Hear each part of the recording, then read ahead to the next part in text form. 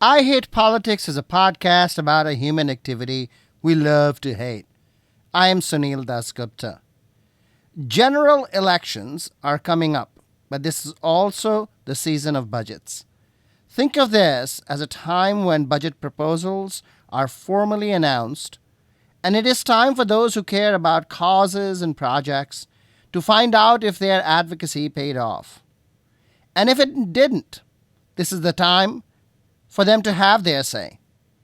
The first big budget proposal is the county's Capital Improvement Plan, often called the CIP. A big part of the county's CIP is schools, not just building new ones, but major renovations, HVAC replacement, supposedly outdoor learning facilities as well. I talked with Laura Stewart of the Montgomery County Council of PTAs, who follows the CIP closely to see which school projects are in and which are out. And in the process, she breaks down what capital spending really is about. Just a small taste of what lies ahead. The CIP, the county's Capital Improvement Plan, is a 6-year rolling plan which is updated every other year and adjusted the years in between. This year is an adjustment year.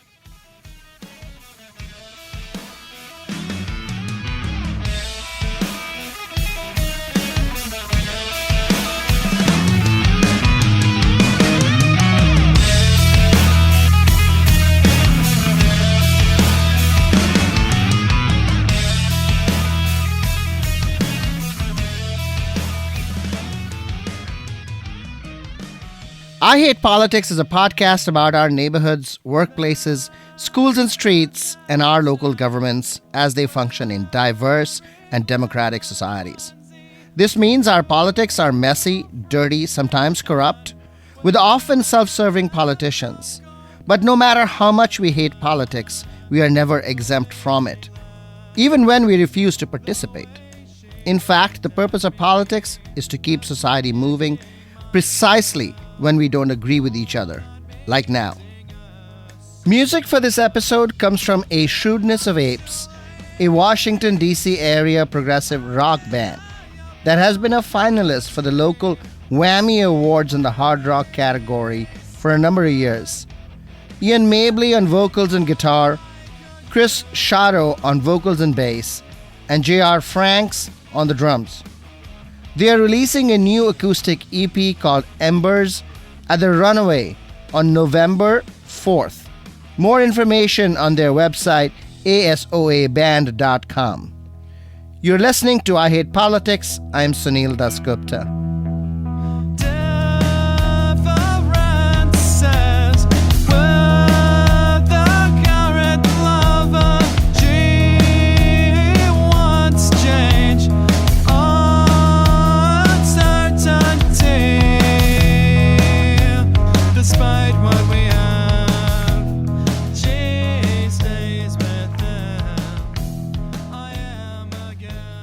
In the news this week, the final draft of the new county general plan called Thrive 2050 is going to be voted on by the county council next week. The new draft from the council is not very different from the one proposed by the planning board, but the council did add some equity-related sections that opponents said was missing from the planning board draft. Meanwhile, the last few weeks have been upside down at the planning board itself, with infighting on the board boiling over, and finally, the county council asked the entire board to resign. All three of the key protagonists, planning board chair Casey Anderson, vice chair Pratap Verma, and planning director Gwen Wright, have been on the podcast. Anderson on 2 episodes, including one on the political economy of affordable housing. Verma was on the very first episode of the show that looked at the coming redesign of Georgia Avenue near the Capitol Beltway. And Wright featured in an episode that looked at the process by which the Maryland National Parks and Planning Commission erects public art on public property that it controls. The planning board scandal has been well covered on several media outlets, including Bethesda Beat, The Washington Post. Dan Reed at the Greater Washington had a very extensive article. And the new Montgomery perspective from longtime county politics observer Adam Pagnucco was particularly good as well. Yet others have said how internal struggles of this kind are common in local government, tied to personalities and ambitions clashing. What is remarkable is that Planning Board Chair Casey Anderson and Vice Chair Pratap Verma, the two main protagonists, were considered to be close friends and colleagues. Verma behaved as if he was the heir apparent to Anderson, and Anderson did nothing to disabuse observers of the situation. But their partnership broke. Sometime in 2022, they began to disagree over specific projects. Anderson thought Verma bypassed him in an effort to bring a cricket stadium to the county. And Verma rejected Anderson's proposal for a January 6th memorial at a local park. In August, there was an anonymous whistleblower complaint that Anderson maintained a bar in his office. He was docked a month's pay for the offense.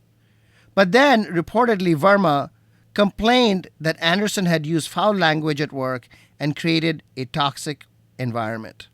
Anderson denied the allegation. Planning Director Gwen Wright spoke out in support of Anderson in news media. In response, Verma and 3 other Planning Board members fired Wright without cause. Wright was set to retire in a few months. Once news of the infighting broke out, the negative press reports forced the county council to do something. After 2 closed-door meetings, the council asked the entire planning board to resign. There will be temporary appointments this month, and permanent appointments will come once the new council is elected and starts its tenure. Opponents of Thrive 2050 general plan have argued that the planning board upheaval indicates deeper problems in the structure and oversight of the planning function in the county. But counterintuitively, the passage of Thrive 2050 now looks like a vote for stability and is expected to pass. There are many lessons to take away, but here is a local government geek out. To understand the planning board, compare it to the other local board in Montgomery, the school board. The Board of Education is elected. The planning board is appointed. That's a big difference.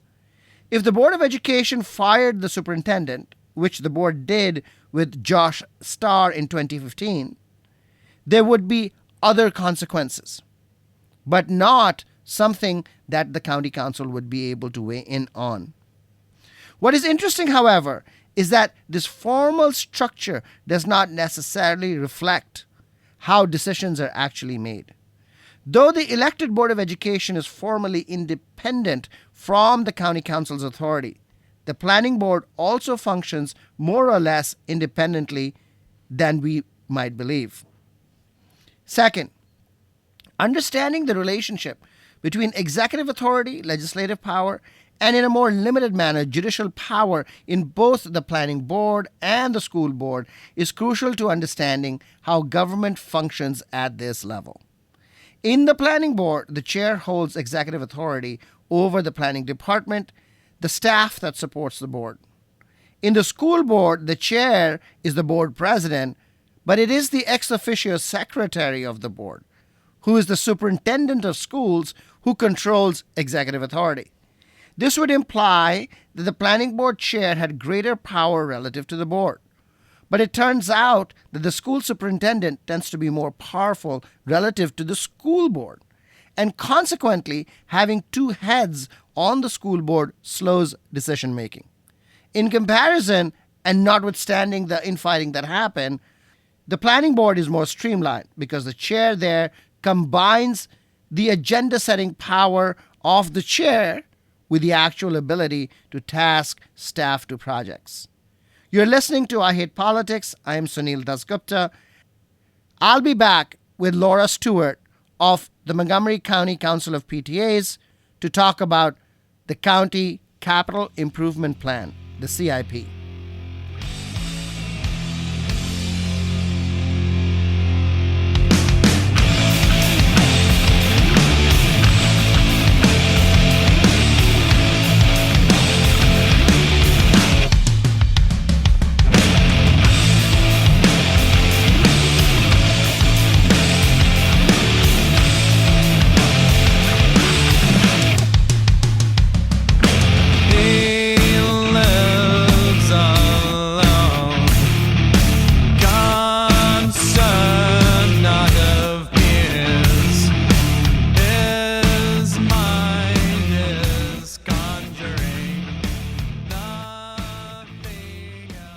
Laura Stewart, welcome to I Hate Politics.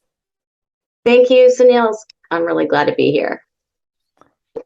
As chair of the Capital Improvements Plan Committee of the Montgomery County Council of PTAs, what are you most concerned about in the upcoming CIP plan? Our CIP has a funding issue right now, and it's really about the local portion. Where are those funds going to come from? Because we continue to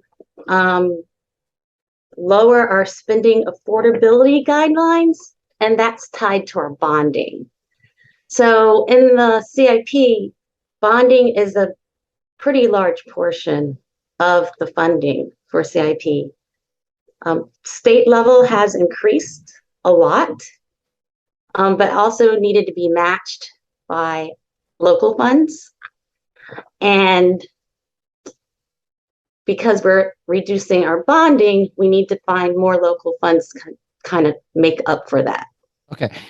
If you don't mind, explain, please, the capital improvement plan process, right? So this is a 6-year cycle within which there is a 2-year cycle. The 6-year CIP is done every 2 years.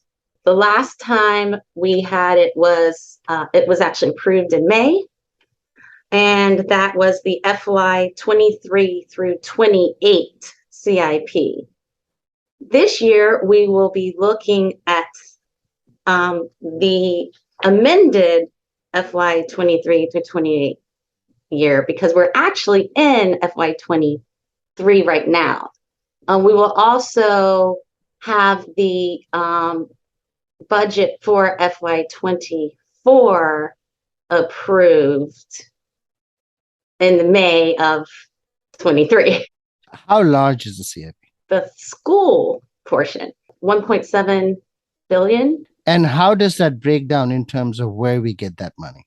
The local part does come from bonding, and actually the spending affordability guidelines for the FY 23, and this is not just for school CIP, this is for the entire CIP, was 1.68 billion for the entire CIP. And then we get state money. I believe last year was about 46 million for 1 year. So that gives you an idea. And then there is a small amount of federal money that comes into CIP, but not much. Breaking down the 1.7 billion that you were talking about, right?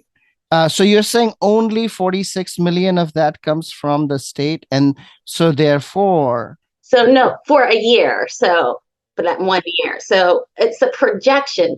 So the state money that comes in, we do project how much we will get from the state, but oftentimes we're not correct. So what you do know is how much is approved in a given year.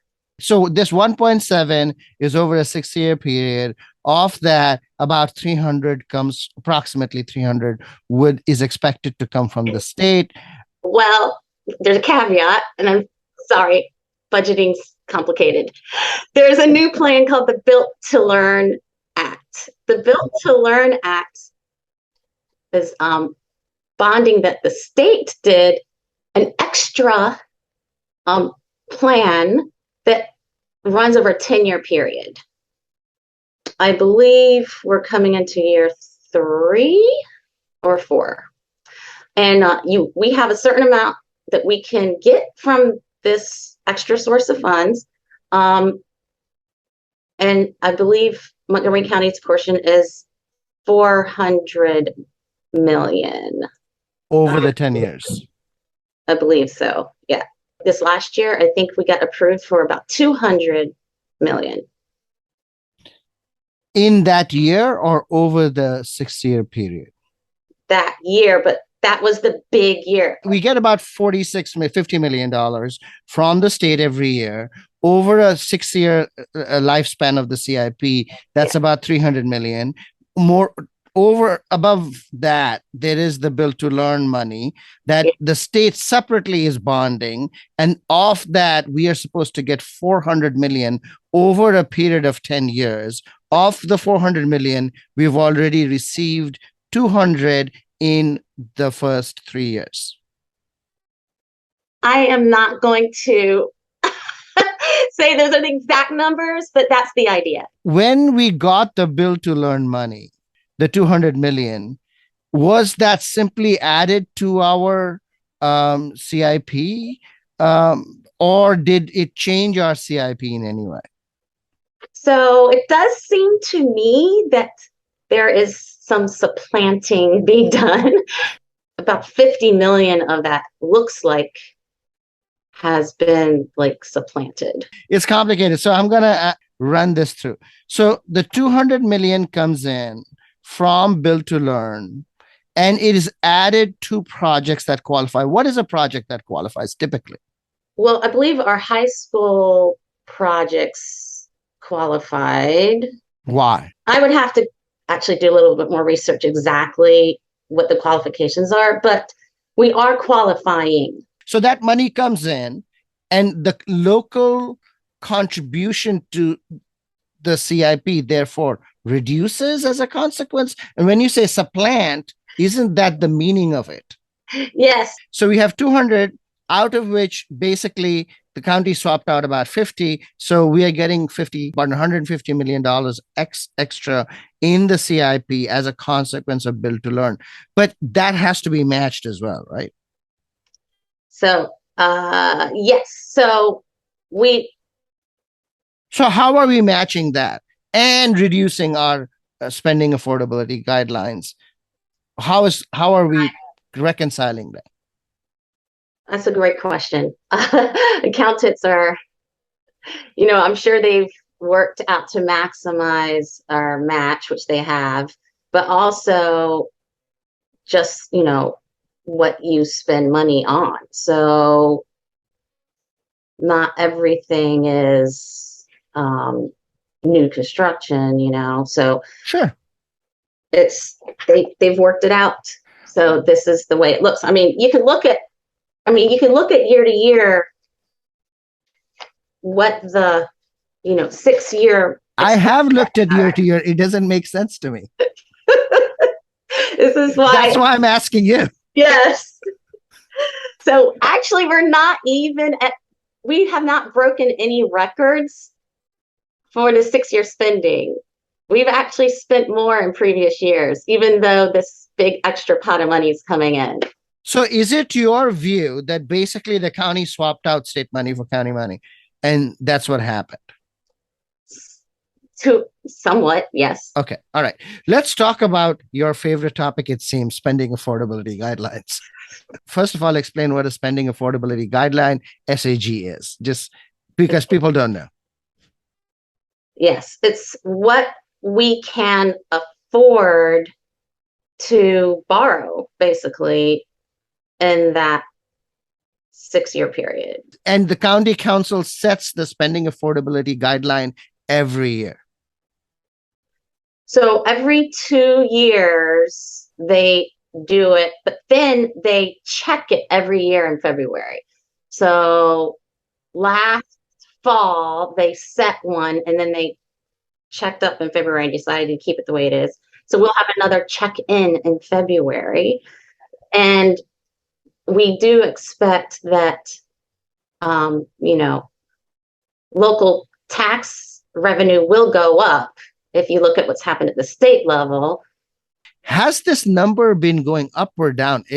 You seem to suggest that this has been going down. What is the year on year on this? It peaked at 2.04 billion in the 2017 through 22 amended CIP. Okay. So, and then the next year went to 1.86.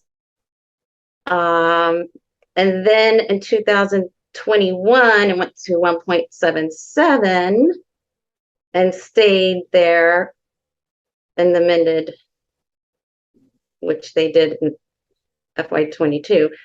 And now FY23 is 1.68.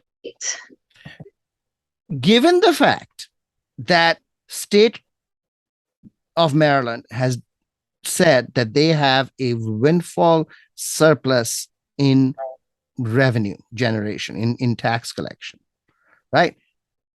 To the extent of $2 billion this year. Why does Montgomery County expect its revenues to be going down when the state revenues are going up? Is there any logical sense in there? I don't believe they expect revenues to go down. They don't. They expect revenues to go up. So why are the spending affordability guidelines that are linearly linked to revenue collection going down? Because they wanted to reduce the amount of debt service. And I assume that they will look at the revenues and then I would hope adjust the bonding, or there's other things you can do. You don't have to do it through bonding, right? So there's also something called PAYGO. Do they have a debt service ratio benchmark they want to reach? I believe they want to be under 10%. The last I saw, I thought we were around 11%. The problem with that is that interest rates are going up, even in the municipal bond market. So in fact, in order to have a debt service at 10% or even 11% at a higher interest rate, you're going to have to keep cutting your bonding level. The last time they talked, they were very happy with the progress they had made, and that it didn't seem like we would have to cut much more to reach level. But remember, revenues are going to go up too. There's less local money right now available, and there's other things that contributed to that. Okay. So, for instance, there's something called it was called the subdivision staging policy. I believe now it's called the growth plan. That links development to funding facilities and services. So, in this case, schools. So, if more people will live here and more kids are going to be here, you need more space in schools. So, there was something called impact taxes to help pay for those seats for kids. And so right now there's a lot of push, to make housing more affordable. So impact taxes, they looked at it, they decided they wanted to reduce impact taxes. So that's another revenue source for schools. So when they reduced the rate, I would have to say that, reduce the rate on impact taxes, they said, okay, but then let's increase the rate on another source of revenue that's for schools, which we didn't talk about yet, recordation taxes. So those taxes are what you pay when you buy a house, or if you refinance. It was on the table to make this more progressive, and at the same time that would bring in more funds to offset the rate reduction and impact, but it never even got a vote. Do you know what the actual dollar value of that reduction was? I do remember, if you looked at the reduction, plus if they did the other suggested part through that SSP process, more was supposed to come into schools, about $15 million a year. The impact taxes go to schools. Their rates have been reduced now. Recordation taxes are closing costs that part of closing costs that we pay when we buy and sell a home or refinance. That activity has really gone up. But you're saying that the recordation tax changes were not made. Correct. Have you looked at projections of recordation taxes for this last year, this year, forthcoming year? So I don't have what happened yet for this year. That will come out in November. Mm-hmm. But we did exceed the um, the projection for last year. But remember that progressive tax, we could have probably brought up to 20 million more because it was such a hot market. It feels like to me we left a lot of money on the table that we could have really used because we did have to delay a lot of projects last year. But why? Why? Wait, okay, so that's what I don't understand. There is more money coming in from recordation taxes. There is some sort of, I guess, dip in impact taxes as a consequence of reducing the rate. But we also got this bunch of built to learn money that's at least 150 million, if not 200, right? Why are we delaying projects when there is money coming in? I mean, that's not computing for me. Inflation in building projects. So, for instance, the Woodward High School project, they had to go look at what that was going to cost, and it went up, I believe, by 40%. From what to what? I remember the 40%. So anything that we may gain in terms of revenue, we've lost in terms of cost. Yes. Yeah. And in fact, it looks like to me the costs have gone up more percentage wise than the revenue. Now, you mentioned another payment system called PayGo. My understanding is that PayGo is a way you can pay as you go, so you don't have to borrow as much. You can dedicate some of your budget into paying for projects out of like general revenues. Did we get PayGo money? The PayGo is around 20 million. Have you had any discussions with county council folks whether they'd be open to allowing more PayGo this time? I have not officially had those conversations. Remember that the council that will be making these decisions will be a new council. That's true. I don't really care where the money comes from. I just want them to keep the projects that are on the books now, to keep them from slipping more, because we have kids in schools that we're expecting projects, and the condition of those schools will not get better while we're waiting, because they don't want to put in like a ton of money into a school that might just be renovated in a couple of years. But if you keep delaying it a couple of years, it's a problem. So yeah, as far as where the money comes from, either they can adjust the spending affordability guidelines, they can use PayGo, and maybe even do the recordation tax, the progressive recordation tax. Although I think the big windfall on that kind of has passed, but who knows what's going to happen in the future. We could also find a brand new revenue stream, something that might be a little more stable, something that, well, one idea would be to slice off a small part of the property tax to go to schools, instead of using the recordation plus the impact plus, PayGo plus this. We can add another part that might be a little more stable. Okay, let's talk about the projects themselves. Okay. What are the projects that slipped last year? We have the Woodward High School and Northwood High School project. Those are related, and I don't have to get into that, but both of them slipped a year. Crown High School, which will be a brand new high school up in the Germantown, Gaithersburg area, that slipped. Woodland Elementary School slipped 6 months. Now, the reason that one slipped was mainly because of supply issues. And there's a few more. Can I ask about some specific cases? Yeah.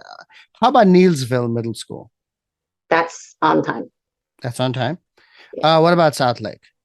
On time. Eastern? not even anywhere in the budget. So it's Eastern keeps coming up every cycle. And so we really wanted to get them some planning money because Eastern is one of those schools that is just needs to be renovated, probably torn down and rebuilt, but we'll see. Yeah. And they did mention it as like, okay, Eastern, we're not going to give you the money, but we will definitely be looking at you next CIP cycle. So Okay. that's all they got was a mention. All right. What about Poolsville?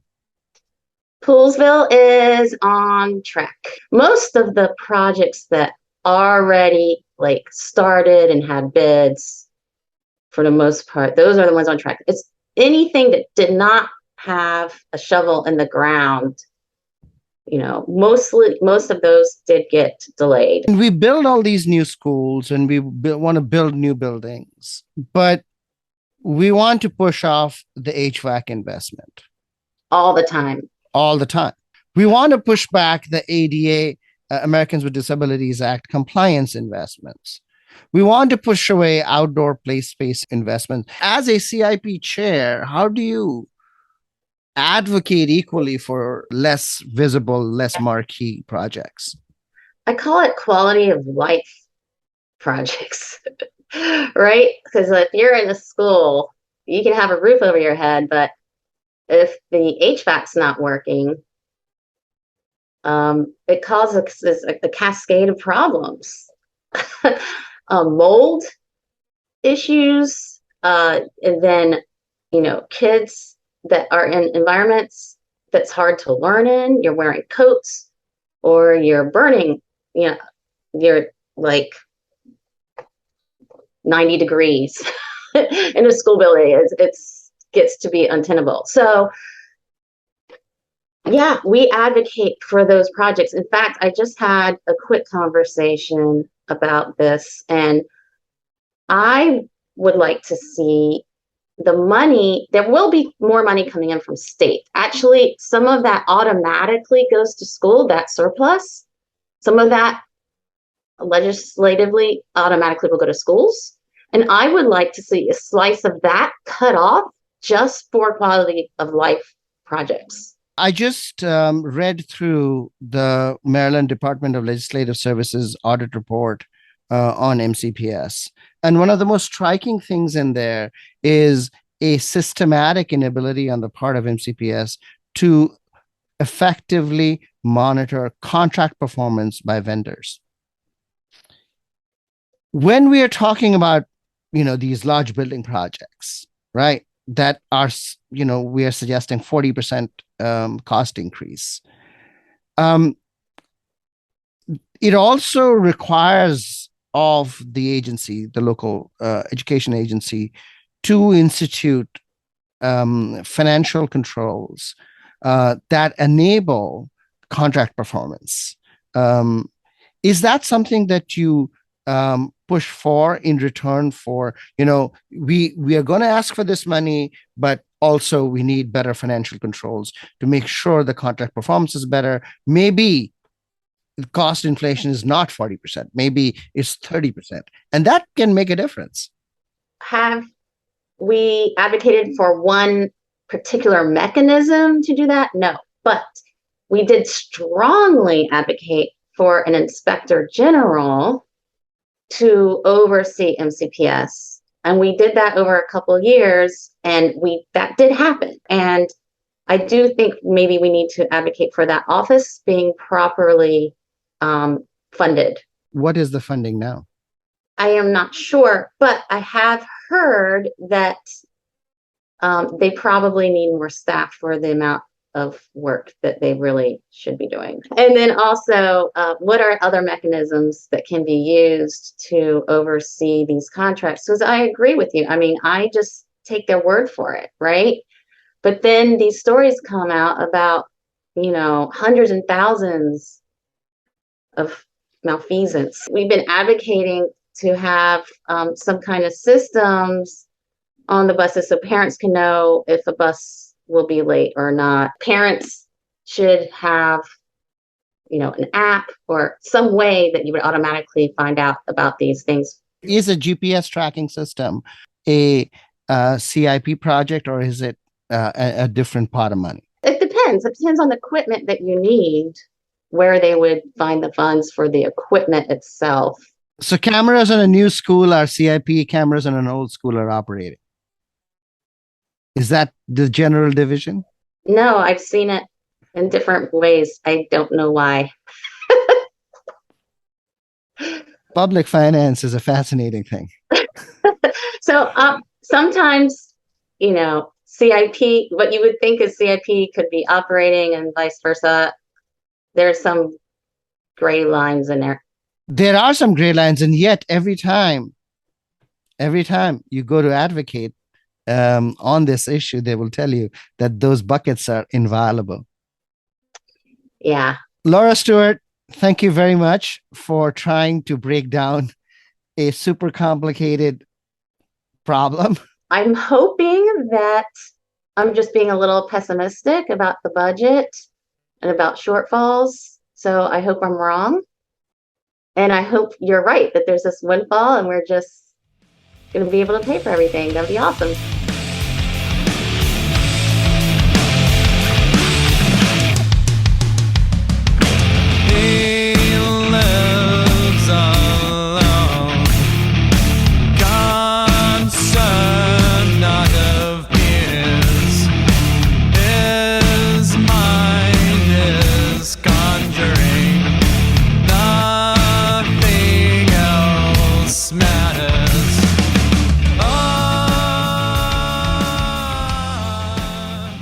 What lessons can we draw from my conversation with Laura Stewart, PTA mom, who follows school spending closely?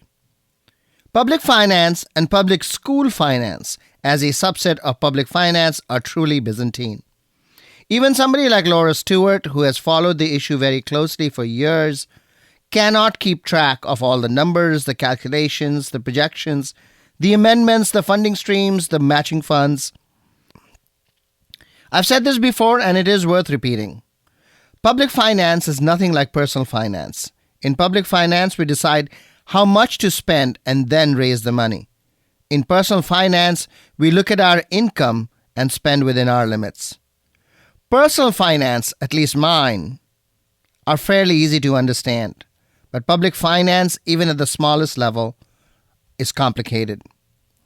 The biggest puzzle to emerge from the discussion is why the county may be underfunding schools at a time when the state and possibly the county are expecting windfall revenues. One answer Laura Stewart provides lies in something called the Spending Affordability Guidelines. The Spending Affordability Guidelines are a limit counties and states establish on their own finances. When it comes to the capital budget, spending affordability guidelines determine how much money the county can borrow based on expectations of how much it will be able to repay. In Montgomery, the county council seems to be targeting a debt service ratio of 10%. That is, it will borrow to a limit where the annual interest and principal repayment is no more than 10% of tax revenues. With tax revenues expected to increase, the county can borrow more. With interest rates also increasing, the borrowing limit will reduce. This calculation is fluid and adjusted every year. A full examination conducted every 2 years on the same schedule as the capital improvement plan itself. Why is, though, the county trying to cut back its spending affordability guideline to reach a debt service of 10%? The county government has always been acutely concerned with its credit rating as a borrower because that means access to both financing itself and the best possible interest rate. But what really is the difference between 10 and 11%, especially when they have had a AAA credit rating all along? Had the county overborrowed when interest rates were down, they might have been able to lock in cheaper money. But the uncertainty of the pandemic has probably had a psychological impact on counties and the municipal bond market. And perhaps in the last financial crisis, the county found itself over-leveraged and has now overcorrected. But now some schools on the build list have been delayed, and more importantly, high circulating HVAC, a critical infrastructure requirement coming out of the pandemic, was not prioritized. This might have reopened schools sooner and provide some insurance against a future airborne virus. You can hear the disappointment sometimes in Laura Stewart's voice at leaving money on the table during the housing boom of the last few years, when a recordation tax on home sales and refinances might have cleaned up big for the county. Furthermore, the county, it seems, to have swapped out county support for capital projects with state support, when in fact that state support was supposed to be an additional amount. For now, the best hope seems to be pay-go, which is a shorthand for paying cash down for new schools and other infrastructure projects. As Laura Stewart likes to say, she doesn't care where the money comes from so long as it goes to schools. That's all for this episode. You've been listening to I Hate Politics. I am Sunil Dasgupta. Music for this episode comes from A Shrewdness of Apes, a Washington, D.C. area progressive rock band that has been a finalist for local Whammy Awards in the hard rock category. Ian Mabley on vocals and guitar, Chris Shadow on vocals and bass, and J.R. Franks on the drums. They are releasing a new acoustic EP called Embers at the Runaway on November 4th. More information at their website, asoaband.com. If you want to share your music on the show or know someone else who might want to, please email us at ihppod@gmail.com or reach out on Twitter at ihppod. I hope you'll subscribe and share the podcast as we bring you stories about politics close to you and to your home. See you next time.